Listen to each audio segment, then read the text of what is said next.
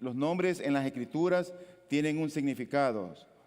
Así que cuando uno va a las Escrituras y uno ve esa manera de obrar de Dios, de poner un nombre particular a alguien que Dios utiliza, es para llevarnos a pensar y para que nosotros estemos conscientes en fijar nuestra atención en aquello que es primario en aquel o aquella que tenía ese nombre. Por ejemplo, tú ves el nombre de Isaac. Ese nombre tiene un significado. Su madre se rió cuando le fue pronunciado a Abraham que iba a nacer un hijo, siendo ella de 90 años. Su nombre significa risa. Cuando uno ve en la Biblia el nombre de Jacob, fue cambiado después a Israel, justamente cuando él después luchó con el ángel y prevaleció. Tenía un sentido, un significado ese nombre. Nuestra cultura no es así, ¿no es cierto?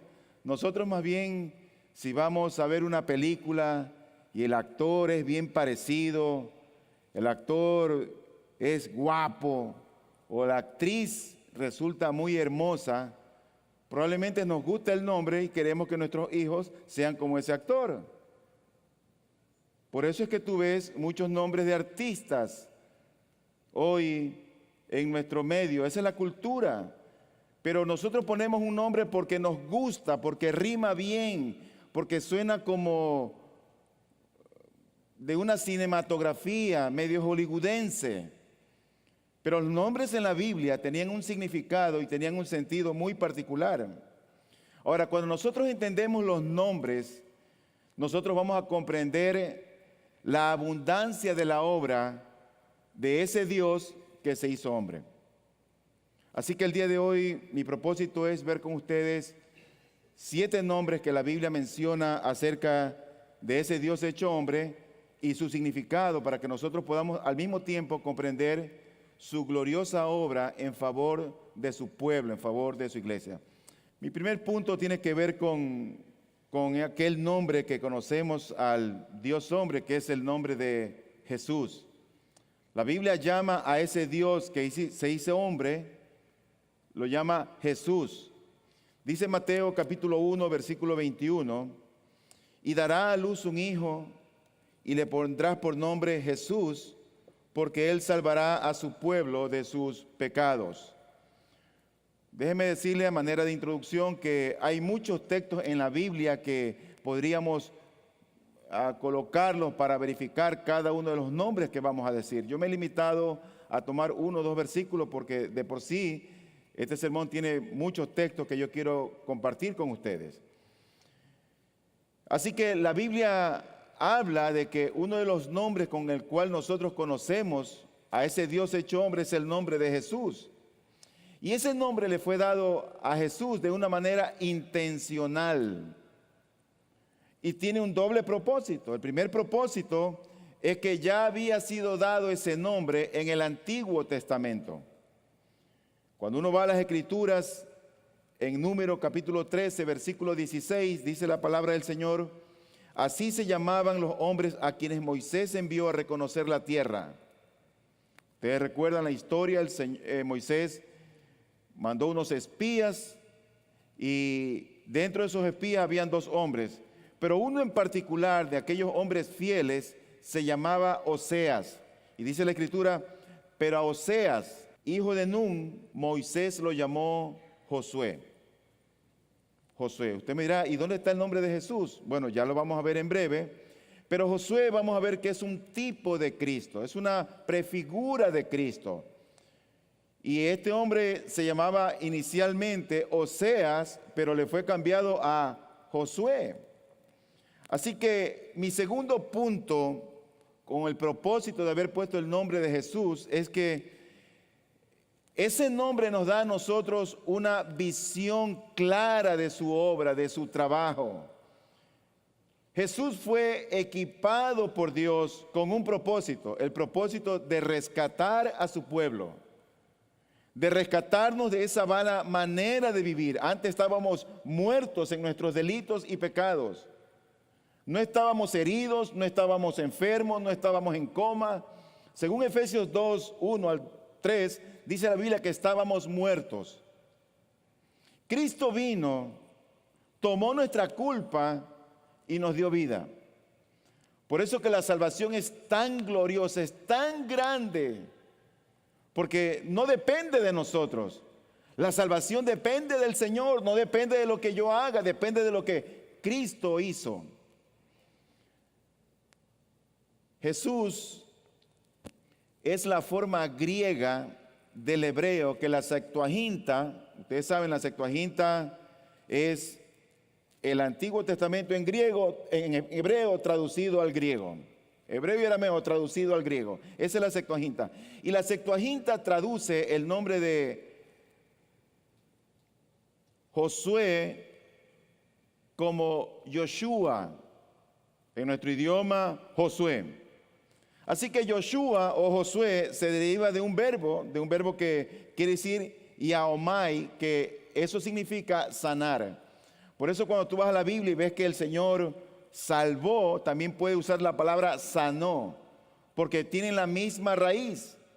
Así que en Esdras capítulo 3, el versículo número 2, está mencionado ese nombre. Y dice, por ejemplo, allí, entonces Jesúa, hijo de Josadac, con sus hermanos los sacerdotes, y Zorobabel, hijo de Salatiel, con sus hermanos, se levantaron y edificaron el altar a Dios de Israel para ofrecer holocaustos sobre él, como está escrito en la ley de Moisés, hombre de Dios. Hay otros pasajes que hablan acerca de este nombre que se utilizó en el Antiguo Testamento. Ahora, la forma más antigua de Yoshua o de Josué es Yehoshua, que significa Jehová es salvación. Ese nombre Josué, que en griego es Jesús, en el Antiguo Testamento tenía un significado, y el significado era Jehová es salvación. Por lo tanto, el nombre de Jesús a nosotros nos habla de una cosa, de la omnipotencia divina de aquel mediador para salvarnos. En Hebreos capítulo 4, versículo 8, dice la Escritura, porque si Josué, es decir, porque si Jesús, sería también la misma traducción, dice, porque si Josué les hubiera dado reposo, Dios no habría hablado de otro día después de ese. Y ahí está otra vez el nombre. Ustedes saben muy bien que el sucesor de Moisés fue Josué. Josué salvó a Israel de la miseria del desierto y los introdujo en la tierra prometida, en la tierra de Canaán, como dice la Biblia, una tierra que producía leche y miel, en un sentido figurado, una tierra abundante, productiva. Josué los rescató, los introdujo, sacándolos de la miseria, de la calamidad del desierto.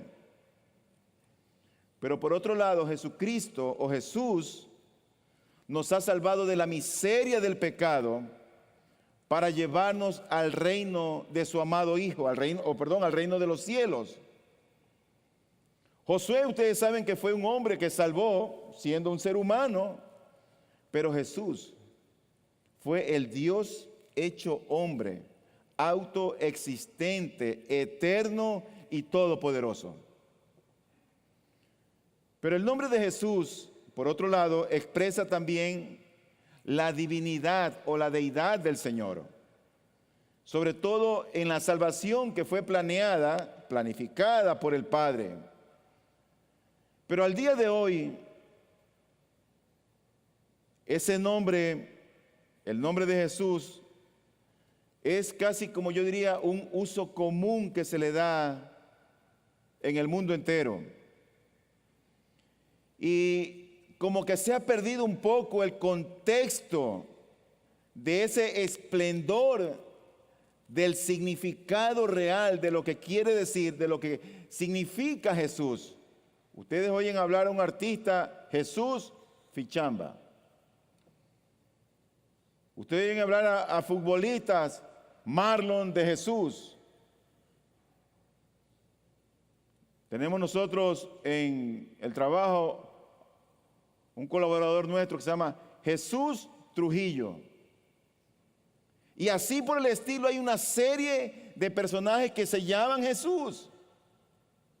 Y eso como que le ha quitado el esplendor glorioso de lo que significa Jesús.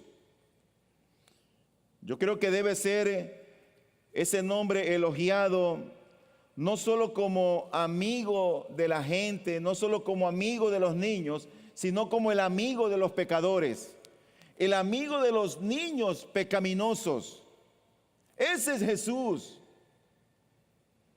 Por lo tanto, si nosotros parafraseamos la palabra salvar, porque Jesús significa el que salva, por eso dice la Biblia que y le llamará su nombre Jesús, porque Él salvará a su pueblo de sus pecados. ¿Qué significa salvar? Uno pregunta con las personas que recién conoce, cuéntame de tu salvación. Tú eres salvo.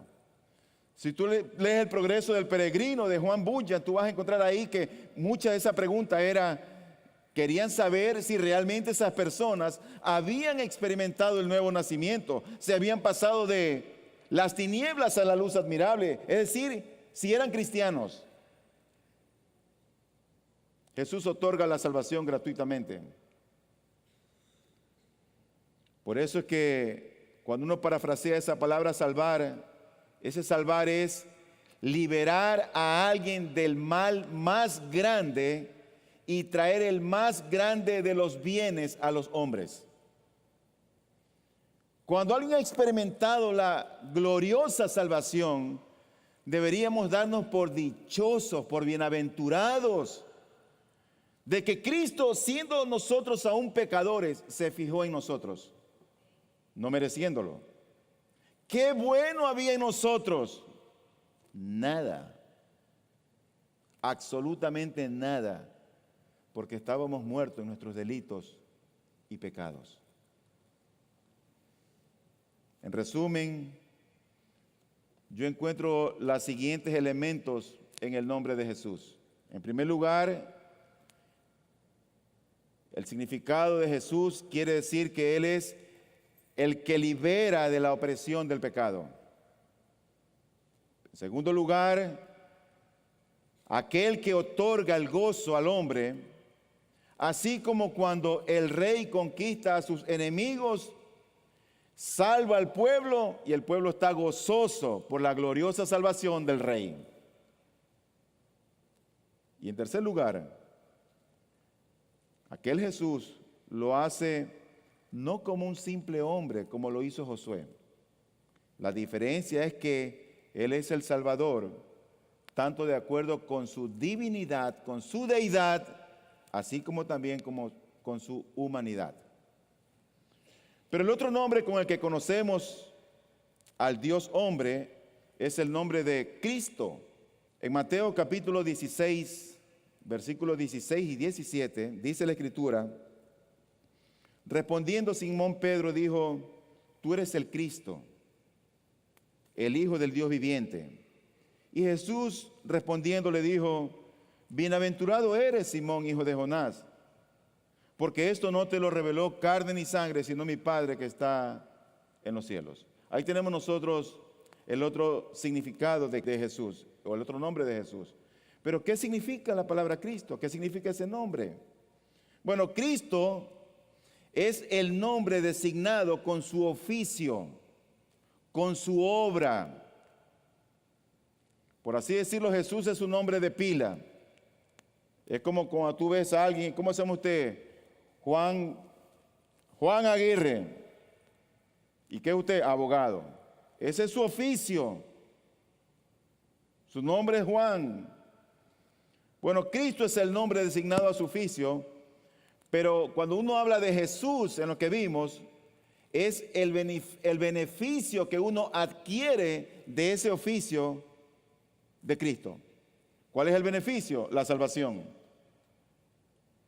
Ahora, ¿qué significa Cristo? Cristo significa ungido.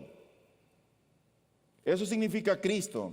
Esa palabra se remonta realmente al Antiguo Testamento. Recuerden que el Antiguo Testamento era una sombra de lo que íbamos a ver en el Nuevo Testamento.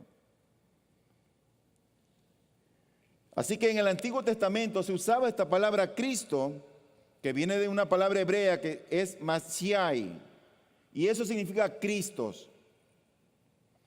Y esta palabra Cristo se la utilizaba para ungir a reyes, para ungir a sacerdotes y por una ocasión en la Biblia a un profeta. Hay varios textos en la Biblia que corroboran aquello. Pero cuando uno ve que se ungió solamente a un profeta, que está esto en Primera de Reyes, posiblemente dicen algunos teólogos que esto es debido a que los reyes y los sacerdotes tenían una línea de sucesión, pero los profetas no. A los profetas Dios los llamaba, les ordenaba lo que tenían que hablar y los enviaban. No había una línea de sucesión. Con los reyes sí, con los reyes sí, con los sacerdotes también. Pero en todo caso, los reyes, los sacerdotes y en el caso del profeta, ellos eran ungidos. Y donde quiera que estuviera el enviado de los judíos, aquel profeta, donde quiera que aparecía un rey, antes de ser rey, ellos eran, por supuesto, ungidos. Pero el significado de ungido realmente en la Biblia tiene un doble significado. Y en primer lugar, uno debe entender que ungido quiere decir a alguien que de por sí tiene un acto que ya implica algo que es explicativo por un lado y declarativo por otro. Y se produce tanto para las personas como para el resto o las personas que están en su derredor. Y esa es la prueba de que esa persona que ha sido ungido está autorizada para ejercer aquel cargo. Por ejemplo, se ungía un rey y ese rey tenía la potestad de gobernar, de dirigir, y los otros tenían el deber de reconocer a aquel hombre como rey. Pero en segundo lugar, a alguien que era ungido, el significado era, o se entendía como un acto también de equipamiento, por el cual todos los regalos del oficio en sí se otorgaban a esa persona que era ungida. Y esto debe entenderse de tal manera que la capacidad necesaria para el cargo de la persona que era ungida no se efectuaba o no se efectúa por medio de la unción externa, sino que con la aprobación del soberano Dios interiormente por el poder del Espíritu Santo. Ustedes recuerdan la escritura que dice en el libro de Romanos que todas las autoridades son puestas de parte del Señor. Es decir, que Dios estaba en el asunto cuando un rey era ungido, cuando un profeta era llamado o cuando un sacerdote era llamado para tal servicio. Ahora, para comprender correctamente el significado de la unción en el Antiguo Testamento, uno debe recordar que todas las unciones que uno ve en las Escrituras en el Antiguo Testamento apuntaban hacia una persona, hacia Jesucristo, hacia el mediador. Los profetas, los sacerdotes y los reyes eran, por así decirlo, tipos de Cristo. Eran instrumentos a través de los cuales Él desempeñó sus tres oficios, porque Cristo fue profeta, rey y sacerdote. Ellos fueron ungidos porque el Dios hombre llegaría a ser ungido. Incluso bajo la antigua dispensación, la iglesia de Dios no tenía otro profeta, sacerdote y rey más que el único mediador. Cristo recibió su unción desde la eternidad. Y si nosotros entendemos la unción significa lo siguiente. Y los siguientes elementos que quiero mencionar brevemente están contenidos en el nombre de Cristo. En primer lugar, el Dios hombre es un funcionario que aparece en el mundo no por sí solo, aparece en el mundo en el nombre del Padre, quien le envió. Cristo ha recibido una misión, la misión del Padre. Dios nos dio a Cristo o envió a Cristo para nuestra completa salvación. Y este hecho de que Él fue elegido por el Padre y designado de la eternidad es lo que en consecuencia en toda su obra el Padre con placer, con amor descansa sobre Cristo porque Él envió. Él envió. Así que eso le da algún color, un sentido singular al pacto de gracia en su totalidad. Porque cuando Cristo aparece en el mundo, Él es el enviado del Padre. Él no viene por sí solo. Viene en el tiempo cuando se había cumplido, en el tiempo oportuno. Pero en segundo lugar, la soberanía del Señor, la soberanía de Dios se aplica también a cada oficio. Hacia quien es superior, es decir, quien lo confiere, incluye su misión.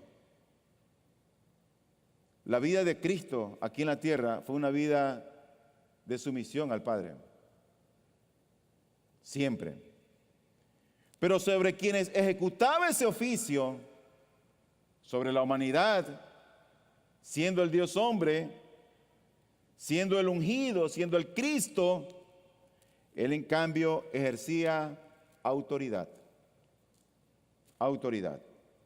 Así que Cristo como ungido viene a nosotros en cada uno de sus oficios con autoridad.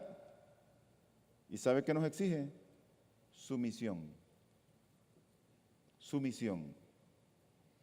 Y eso es verdad, en primer lugar, en su cargo real, en su reinado, pero también en su actividad o en su cargo sacerdotal y profético. Y en todas partes Cristo aparece como quien tiene autoridad sobre nosotros. La gente se maravillaba cuando Él hablaba, cuando Él enseñaba. ¿Sabe por qué? Porque lo hacía con autoridad.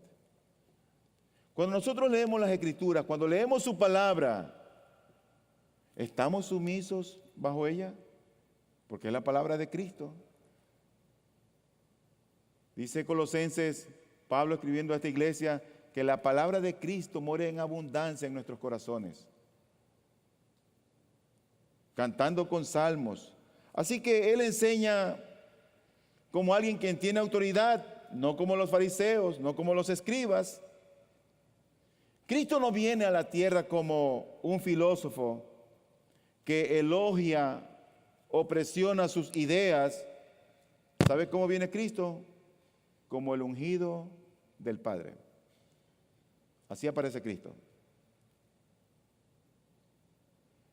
Y debido a que toda predicación es una tarea oficial que se realiza en su nombre, nunca puede apartarse de estas afirmaciones. Pero en tercer lugar, también ser ungido es ser equipado por el Espíritu Santo para el ejercicio de su oficio como mediador, solo en su naturaleza humana. Usted sabe que Cristo tuvo una doble naturaleza, una naturaleza humana y una naturaleza divina. Pero el equipamiento que tuvo Cristo de parte de Dios Padre por el Espíritu Santo era real y no meramente aparente. La naturaleza humana del Señor, humana, era débil y frágil debido a nuestros pecados. Y por consiguiente no podía o no hubiera podido realizar sus funciones sin la unción del Espíritu Santo, porque Él se humanó. Por tanto, Él fue dotado de una manera excepcional, gloriosa, por los dones del Espíritu y equipado para el trabajo como mediador. Cuando tú vas a las Escrituras y tú ves la vida de Cristo, el ministerio de Cristo, eso ocurre especialmente en 3 ocasiones solemnes. La primera, antes de su nacimiento, obra el Espíritu Santo. Pero hay 2 después. Cuando Él empieza su ministerio, Él es bautizado y el Espíritu Santo desciende sobre Él, dice la Escritura, como forma de una paloma. Y la otra ocurre en el monte de la transfiguración, donde está con 2 de sus discípulos y aparece por un lado Elías y por otro lado Moisés. Y en estas 2 últimas ocasiones hay una voz que viene del cielo que dice: ese es mi Hijo amado en quien tengo complacencia. En Mateo 3:17. Y más adelante en Mateo 17:5, cuando está en el monte, también dice una voz desde el cielo: este es mi Hijo amado en quien me he complacido, a Él oíd. Y en cuarto lugar, el significado de ungido de Cristo es comprender que Cristo mantiene una relación estrecha, íntima con sus hijos, no solo como Salvador, es decir, no solo como Jesús. Ser ungido es un beneficio, fue un beneficio para nosotros de lo que Él recibió de su unción para tener comunión con Cristo. Nosotros con Él, Él con nosotros. Por otro lado, los creyentes, al igual que Él, ustedes han leído en la Escritura en el libro de Efesios que hemos sido sellados y ungidos por el Espíritu Santo del Señor. Dios nos ha hecho reyes y sacerdotes. ¿Por medio de quién? ¿De nuestra obra? No, por medio del Espíritu de Dios. Nos ha hecho reyes, sacerdotes. Pero hay algo que tenemos que recordar. Él es el Rey de los reyes. Él es el Señor de los señores. Hay otro nombre con el que conocemos al Dios hombre, y es el nombre de Señor. Señor. La palabra Señor viene de una voz también hebrea, traducida por la Septuaginta, que es Kyrios. Pero la Septuaginta, esta Biblia, que fue la traducción griega del Antiguo Testamento, lo toma de los nombres con el que se mencionaba a Dios de Adonín y Adonai en hebreo. Y era usado tanto para los hombres como para Dios. La palabra Kyrios se usaba en doble sentido, por un lado para Dios y por otro lado también para los hombres. Por ejemplo, en Génesis capítulo 18, versículo 12, dice la Biblia: Sara llamaba a Abraham su Kyrios, su Señor. Hombres. En Génesis 18:3 dice la Escritura: y dijo: Señor mío, si ahora he hallado gracia ante tus ojos, te ruego que no pases de largo junto a tu siervo. Y dijo: Señor mío, como que dijo Kyrios mío. Así que en la Septuaginta, esta versión griega del Antiguo Testamento, Kyrios también ocurre en el Antiguo Testamento, donde se usa esa palabra impronunciable que no tenía vocales, que nosotros la traducimos como Yahweh o Yahvé. Y no como su traducción, sino que simplemente porque ya se había convertido en una costumbre dentro del pueblo hebreo o judío de no pronunciar en alta voz el nombre de Yahweh o Yahvé.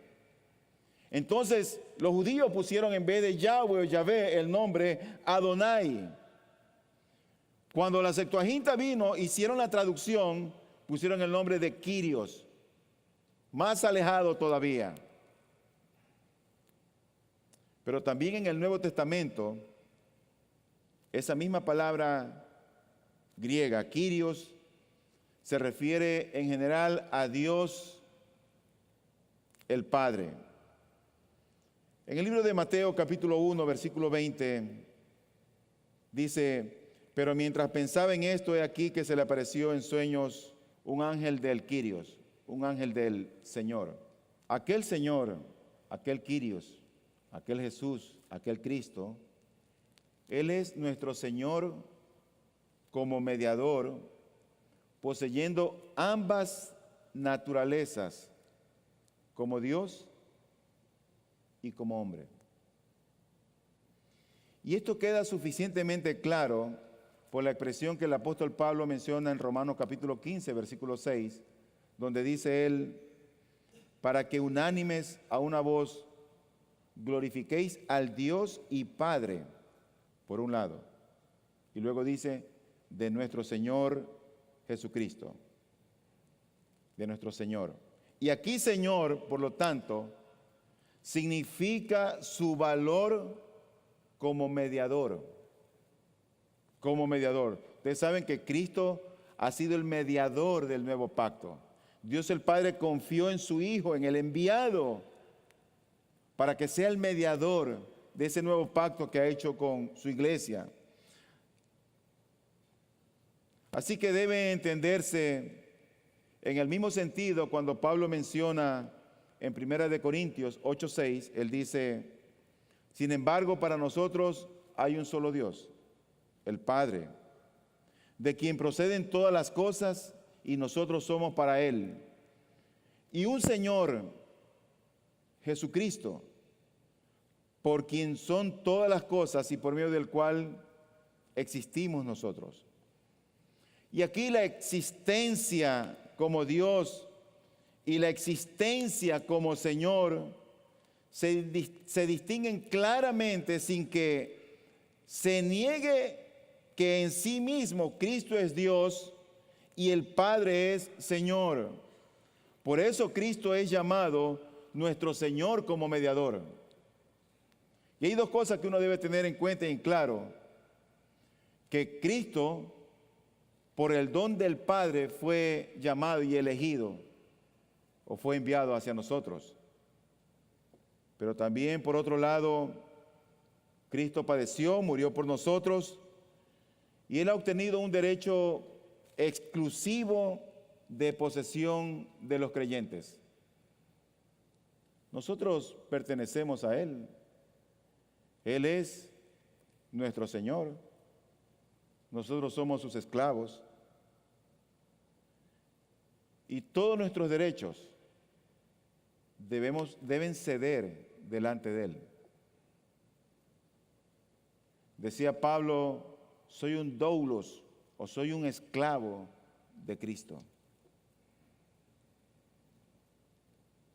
Por lo tanto, queridos hermanos, el nombre del Señor expresa aproximadamente lo mismo que significa Cristo, es decir, ungido, pero la idea es una idea de autoridad. De autoridad.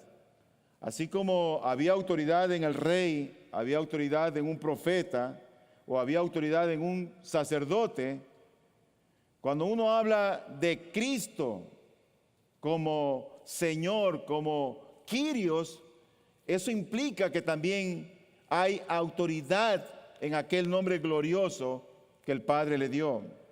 Así que el significado de Señor se refleja claramente en la autoridad, lo que implica este nombre. Por ejemplo, en el libro de Lucas 6:46, oigan lo que él dice. Dice: ¿y por qué me llamáis Señor, Señor, y no hacéis lo que yo digo? Él está reclamando su autoridad. En Juan 13, versículos 13 y 14, dice él: vosotros me llamáis Maestro y Señor, y tenéis razón, porque lo soy. Pues si yo, el Señor y el Maestro, os lavé los pies, vosotros también debéis lavaros los pies unos a otros. Pero ¿quién es este que tiene que decir que yo tengo que lavarle los pies a otro? Ah, Él es el Señor. Y lo vamos a hacer porque Él lo dice. Y no está pidiendo nada descabellado. Lo que Dios quiere siempre es que nosotros podamos ser humildes.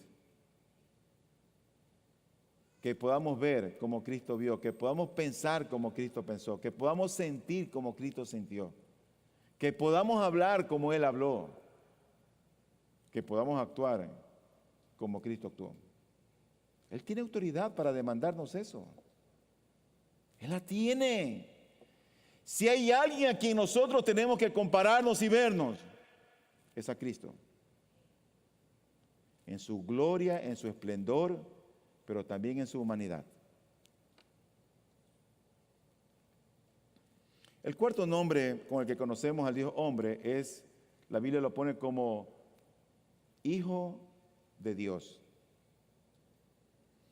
Se ha dicho repetidamente que el nombre de hijo, en su significado más profundo, indica una relación eterno esencial entre el Padre y el Hijo. Mira bien, querido hermano, óyeme esto. Si Cristo nunca se hubiera convertido en Cristo, es decir, que si Cristo nunca hubiera venido para salvarnos, para ser ungido, para ser el Señor, aún así Él siempre hubiera sido hijo. Siempre. Ya que eso no era una ordenación positiva y gratuita del Padre lo que lo hizo hijo, sino más bien una ley inmutable del ser divino que debe existir en tres personas: Padre, Hijo y Espíritu Santo. Pero por otro lado, la existencia de Cristo como Hijo también tiene importancia en su mediación. El hecho de que Él es el Hijo es en parte la base, yo diría, de su aparición como garantía y mediador del pacto de gracia. Cuando uno sería enviado, ungido, subordinado, glorificado y dotado de una herencia, entonces se espera que sea el Hijo a quien todo esto suceda en nombre del Padre y no a un ángel, no a un arcángel, no a un serafín, no a un querubín. ¿Sabes?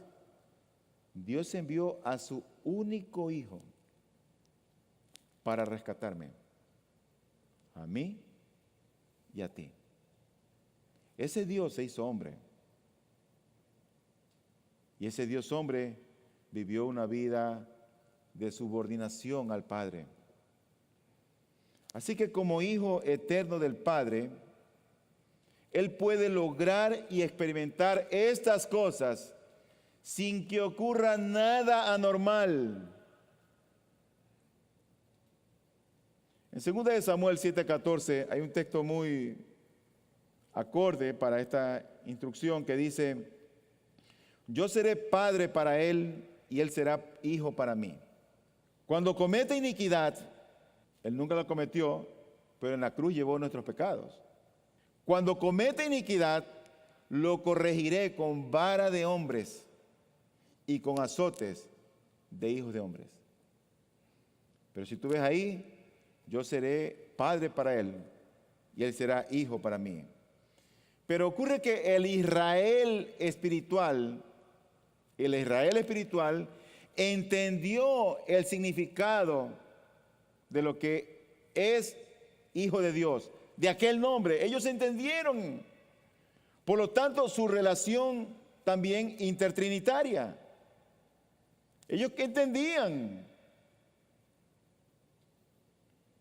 Pero el Israel según la carne no lo entendió. Los israelitas no salvos no lo entendieron. Por eso que los judíos esperaban a un rey humano, a un hombre en quien la buena voluntad de Dios el Padre caería sobre él de una manera excepcional. Por eso es que cuando lo vieron a Cristo débil, otro hombre, no lo vieron pomposo, se desanimaron. ¿Tú eres rey?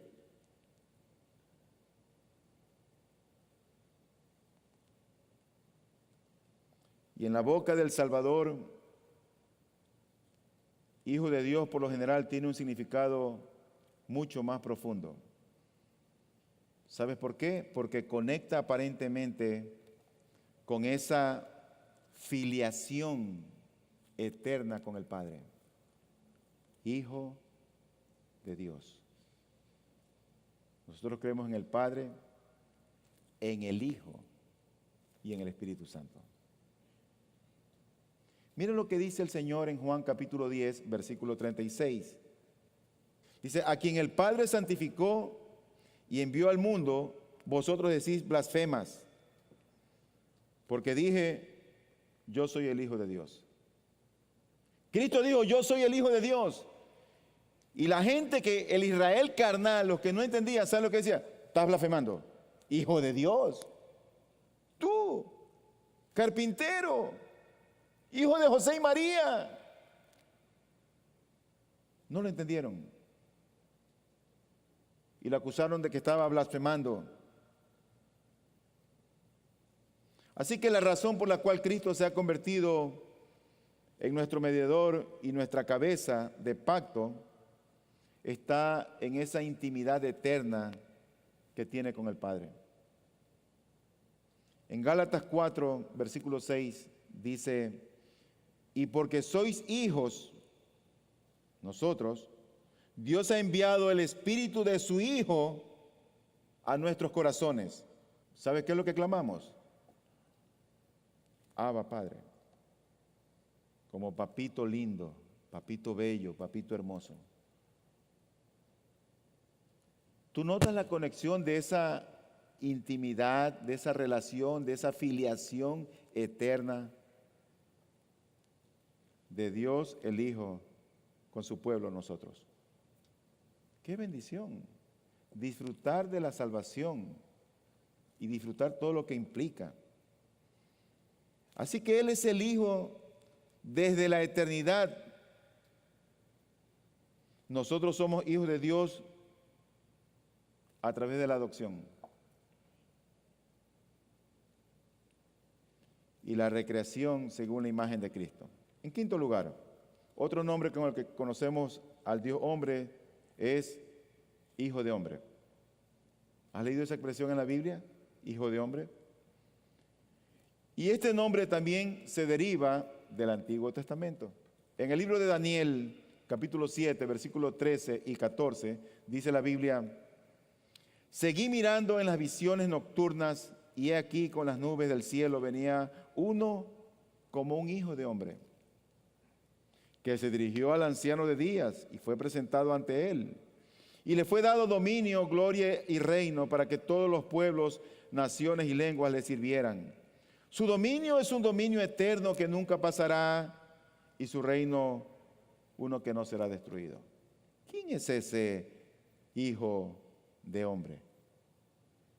Bueno, se le llama hijo del hombre porque frente a los salvajes y animales reinos de este mundo, este hijo de hombre, este Dios hecho hombre, representa la verdadera humanidad como debe ser en el reino de Dios.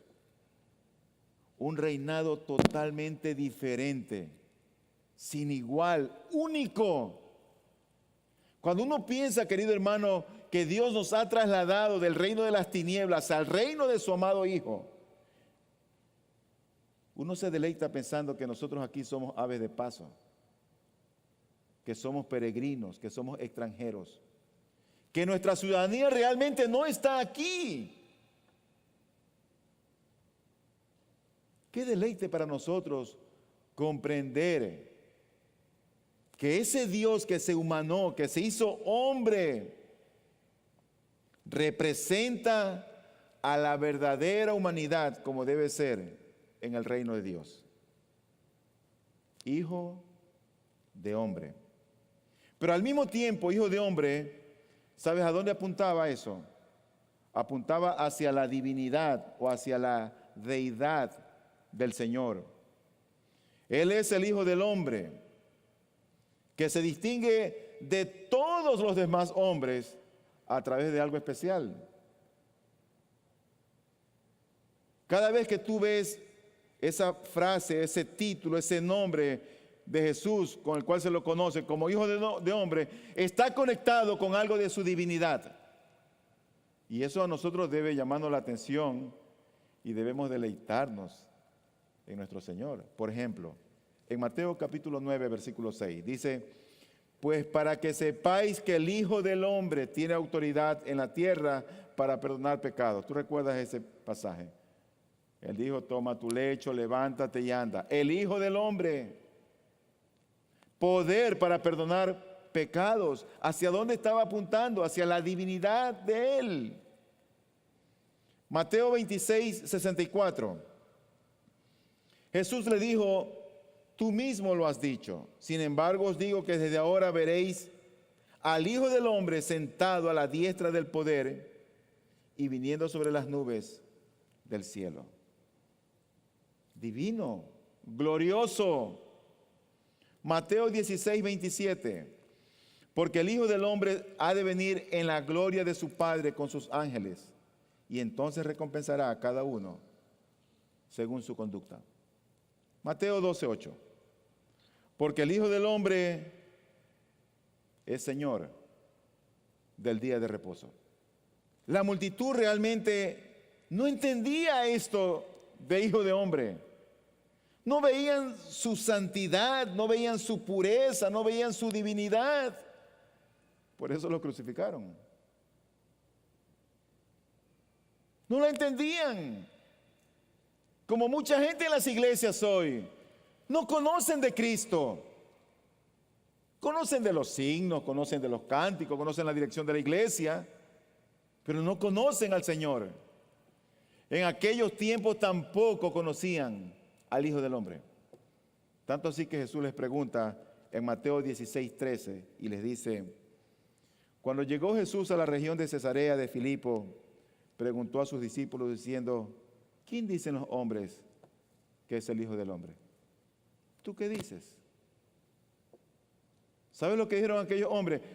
Unos dicen que es Elías, otros dicen que es Moisés, otros algunos de los profetas. ¿Y ustedes qué dicen?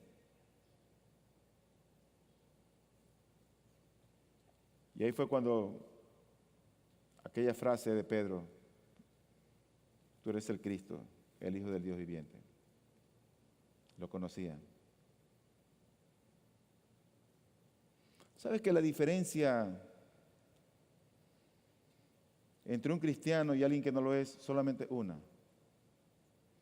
Si Cristo se ha revelado a nuestros corazones, nosotros conocemos a Dios por Cristo. Porque podemos tener una religión y eso es todo.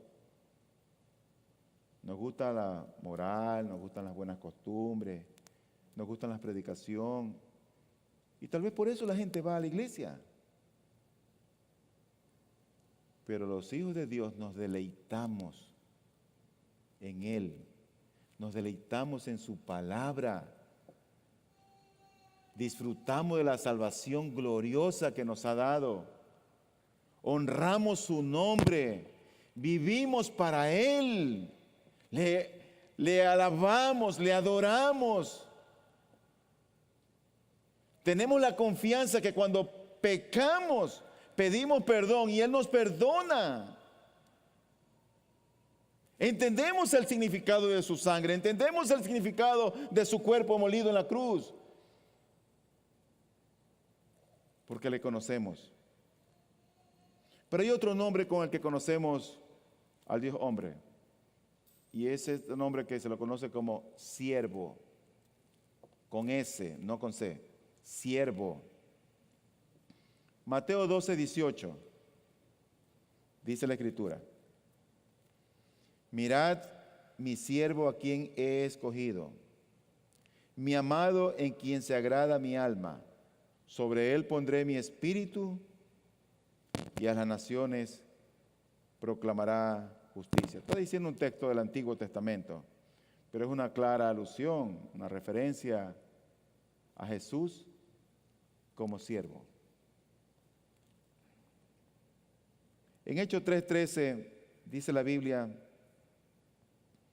el Dios de Abraham, de Isaac y de Jacob, el Dios de nuestros padres, ha glorificado a su siervo Jesús, al que vosotros entregasteis y repudiasteis en presencia de Pilato, cuando éste había resuelto ponerle en libertad. En el concepto de siervo del Señor, hay varios elementos que están presentes, al menos tres. En primer lugar, el Mesías, el enviado, el ungido, el Kyrios, es posesión de Dios. Y sobre la base de la confianza en Él, es como un siervo de confianza de su Señor, quien le envió. Un siervo de confianza. ¿Sabes? Yo diría que lo más intenso que le pidió Cristo al Padre: Señor, si quieres, pasa de mí esta copa. Y él dijo luego: pero no se haga mi voluntad, sino la tuya. Y él fue al Calvario, fue llevado a la cruz como un siervo. En segundo lugar, otro elemento que está presente en esa frase, en ese nombre de siervo del Señor, es que ese siervo es alguien que realiza la obra de Dios en la tierra, pero la realiza como siervo, haciendo esa obra del Señor. No solamente que su Señor tiene confianza en él, sino que la realiza como un siervo. Y en tercer lugar, él es humilde y está deseoso de realizar ese trabajo de siervo, y aparece como en la forma como de un siervo. ¿Te acuerdas de Filipenses?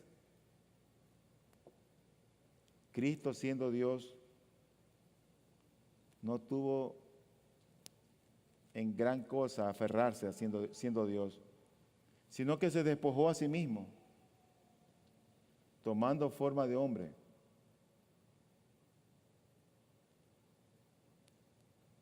Yendo una vergonzosa cruz, tomó forma de siervo y murió en nuestro lugar. Finalmente, otro nombre con el que conocemos al Dios hombre es de hijo de David. Hijo de David. Este nombre se lo menciona varias veces en los evangelios.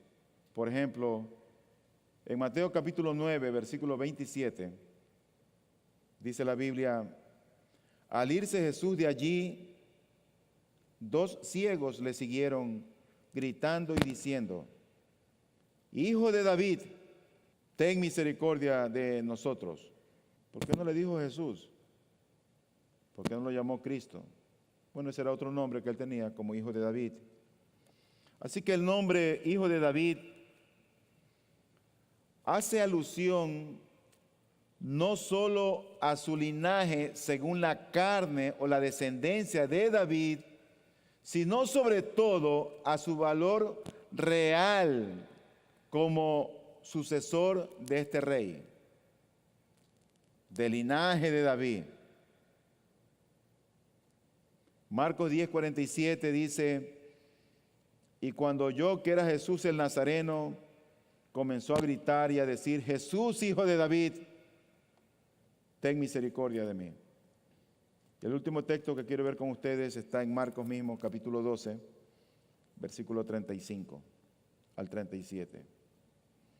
Y dice aquí: y tomando la palabra, Jesús decía mientras enseñaba en el templo: ¿por qué dicen los escribas que el Cristo es hijo de David? David mismo dijo por el Espíritu Santo: el Señor dijo a mi Señor: siéntate a mi diestra hasta que ponga a tus enemigos debajo de tus pies. David mismo le llama Señor. Y él pregunta, ¿en qué sentido es pues su hijo? Y la gran multitud le escuchaba con gusto.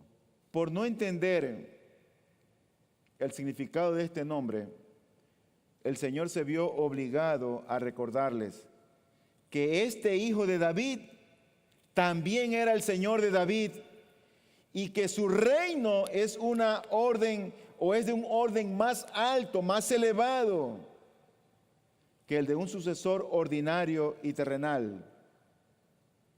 El reinado de Cristo era más glorioso. Muchos no entendían el significado de hijo de David, pero el Señor les hace entender que Él es Señor aún sobre David. Déjame traer una palabra de aplicación a este sermón el día de hoy. Nosotros deberíamos estar ahora como de alguna manera un poco más cuidadosos, ahora que han nacido niños o niñas en esta iglesia. Alguna vez nació un niño en una iglesia y un hermano le puso un nombre algo extraño y él se quedó pensando, pero la primera pregunta que le hace, oye, ¿y es bíblico? Un hermano de la Sierra de Quito, ¿es bíblico? Nosotros cuando ponemos nombres deberíamos considerar el significado del nombre, de los nombres que estamos poniendo a nuestros hijos. Hay tanto nombre hermoso en la Biblia. Dios ya no nos ha permitido tener hijos con mi esposa, pues ya pasó el tiempo, pero nunca le pondría el nombre de Jesús a un hijo.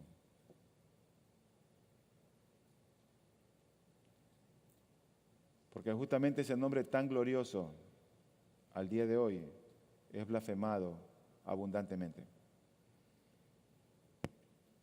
Las chicas se quiebran el taco del zapato